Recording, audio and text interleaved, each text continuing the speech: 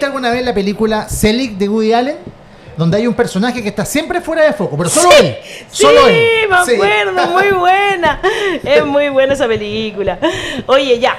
Señoras y señores, ya tenemos a nuestro invitado sentado acá. Estuvo a punto de estar por Zoom, pero justo vino a Santiago, así que podemos tenerlo hoy día acá. Gracias a eso estamos con José González Gaete, abogado, ex Seremi de Justicia del Maule, docente, además universitario, uno de los abogados que llevó la estrategia jurídica de la coordinadora No Más AFP el año 2019. Bienvenido, José, muchas gracias por estar aquí.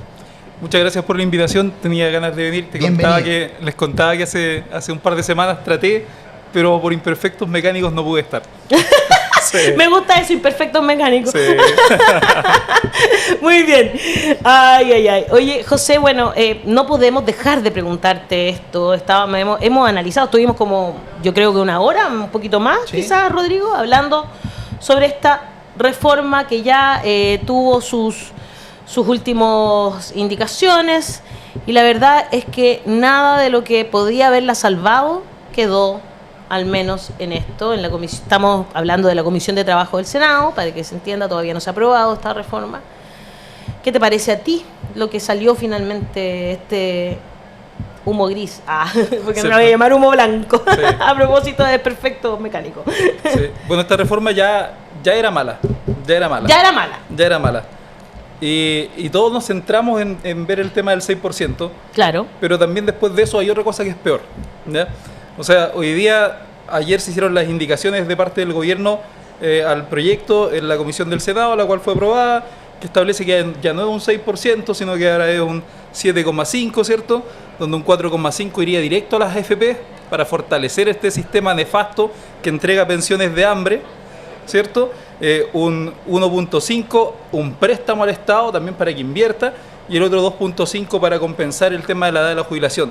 También nos habla de las mujeres, o sea, las mujeres para acceder a la PGU, al bono por hijo, tienen que cotizar hasta los 65 años.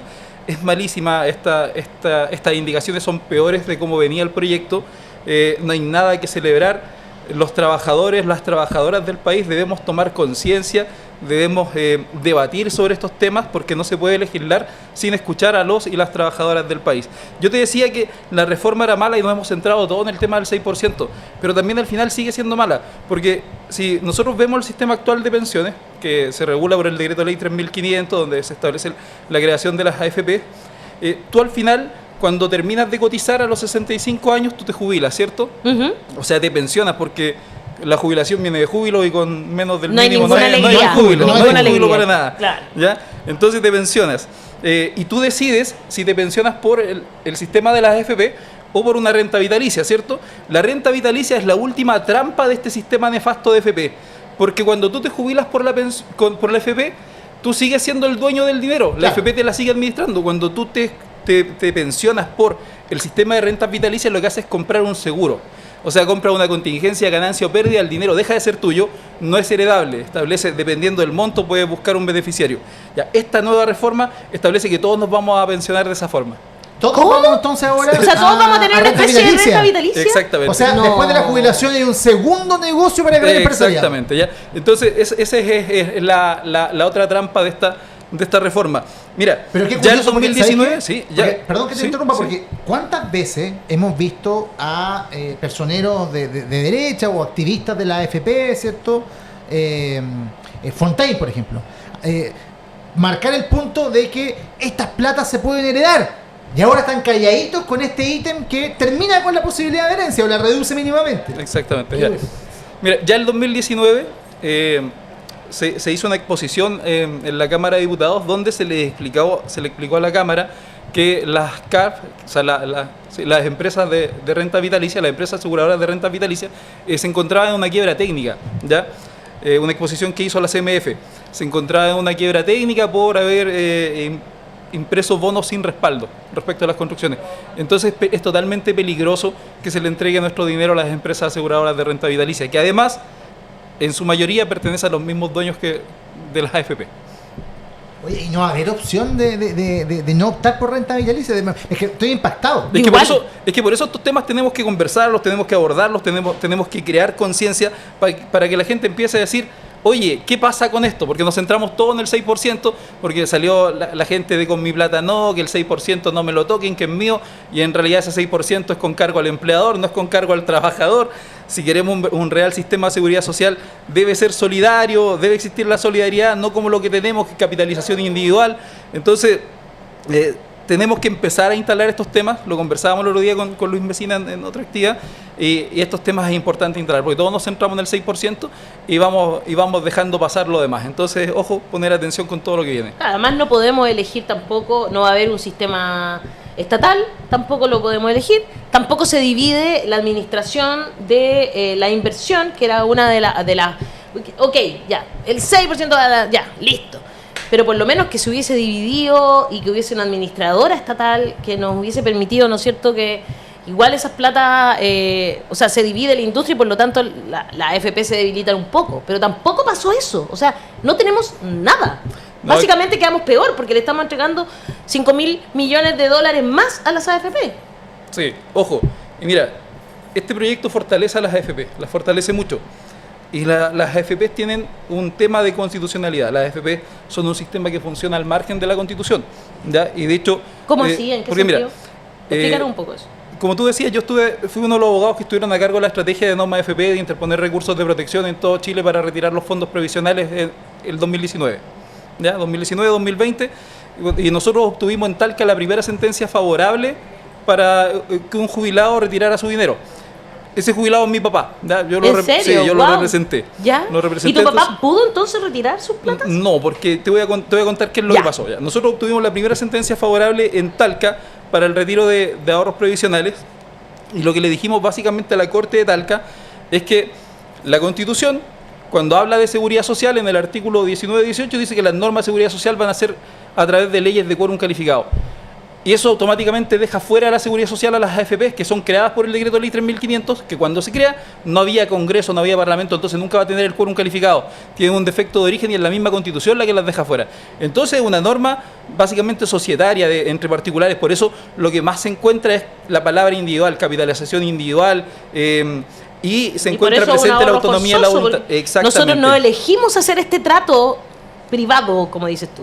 Exactamente, y de hecho el principal argumento por el que nosotros ganamos es que este decreto ley 3500 dice que la persona debe cotizar hasta el último día de su vida laboral, pero de ahí para adelante no dice nada. Entonces una persona de 65 años no está interdicta y puede administrar su patrimonio, y nosotros solicitamos que el FP no siguiera administrando el patrimonio y administrar el jubilado, en este caso mi papá. Nosotros ganamos, llegamos a la Corte Suprema, y la Corte Suprema revocó sin escuchar alegatos, lo que es muy grave.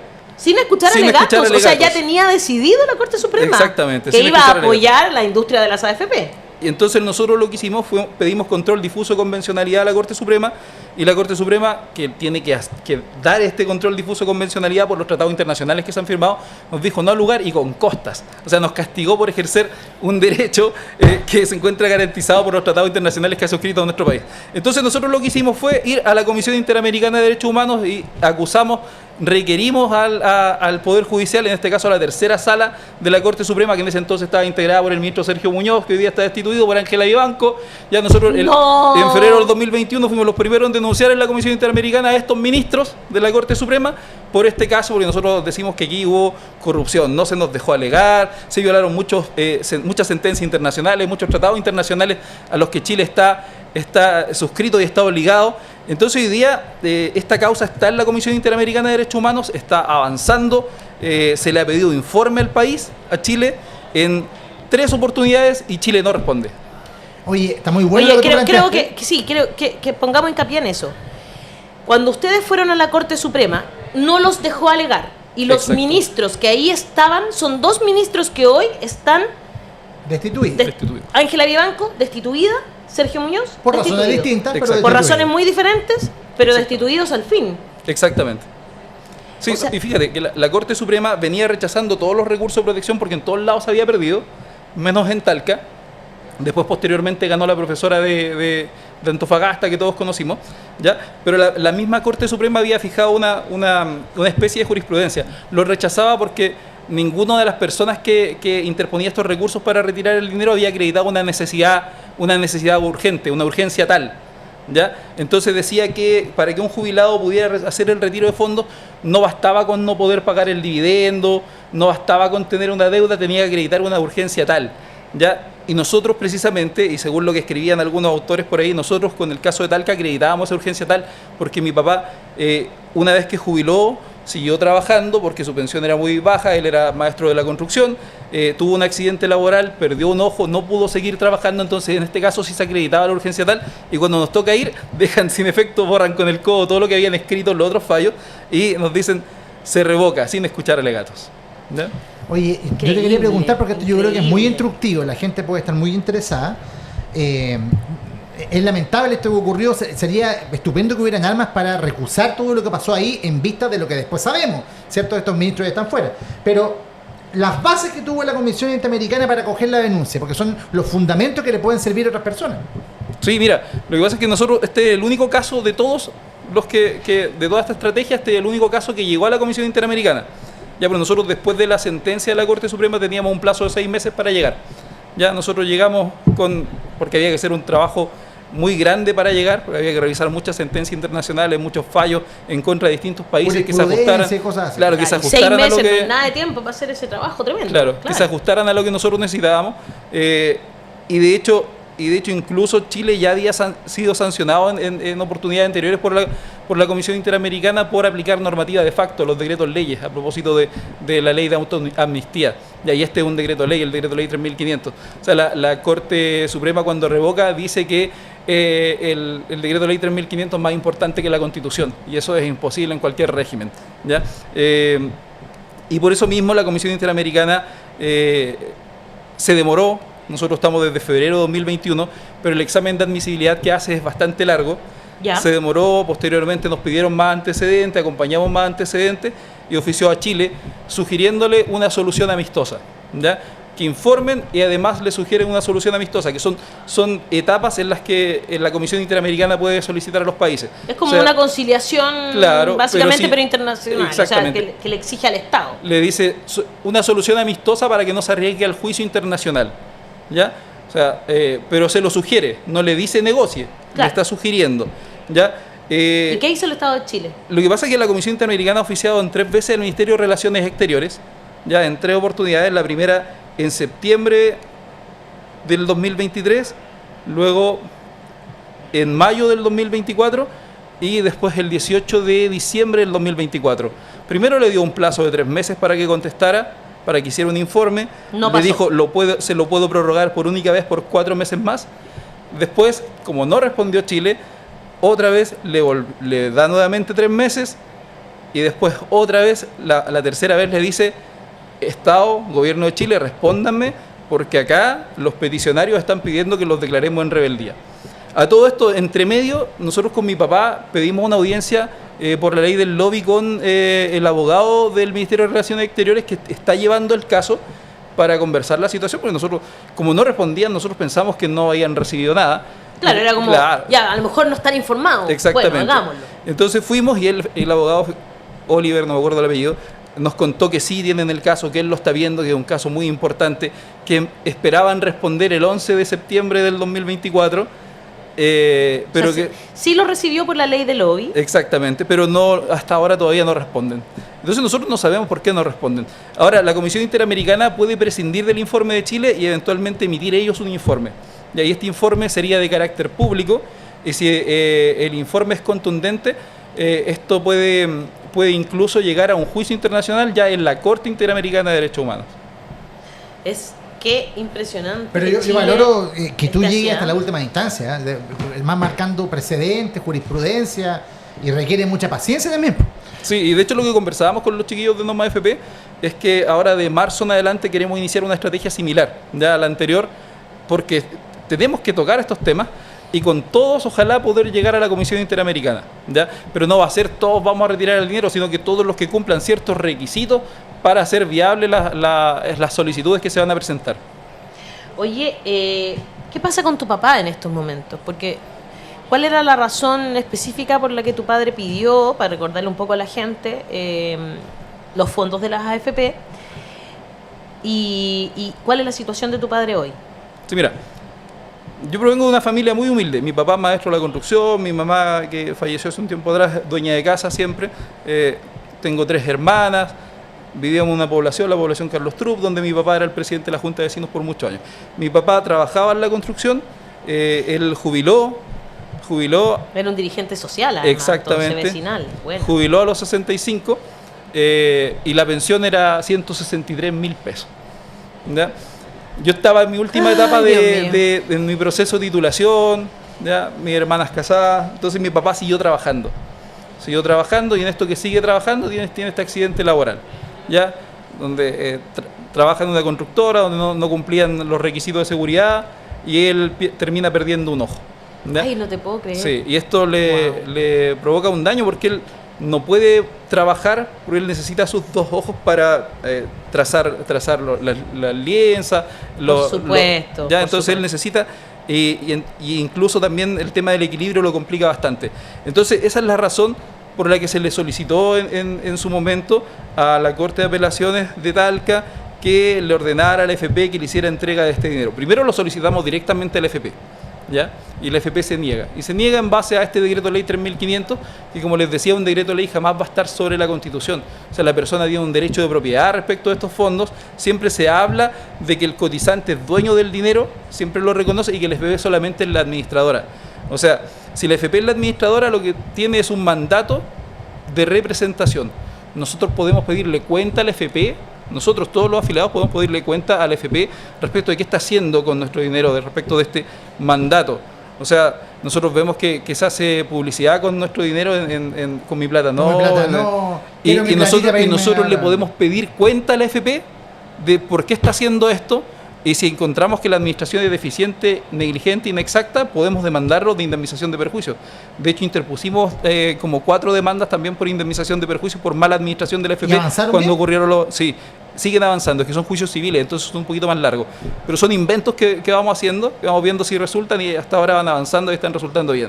Ya, porque en algún momento se había eliminado la responsabilidad de la AFP respecto de algunas cosas, sobre todo por las pérdidas, pero encontramos algunos artículos que todavía hablan de esta responsabilidad, que se cataloga como el buen padre de familia, que es una responsabilidad que es un modelo machista, que habla nuestra ley habla de la responsabilidad como un buen padre de familia, poniéndolo como el modelo de responsabilidad.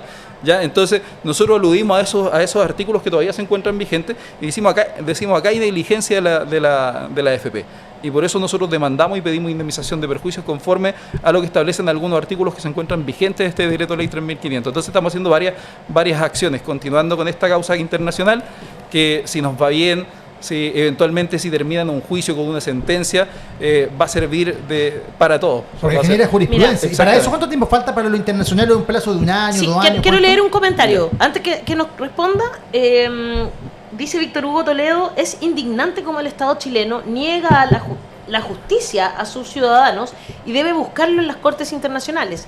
El Estado chileno atropella los derechos humanos de sus ciudadanos. Y justamente para allá iba. ¿Qué pasa?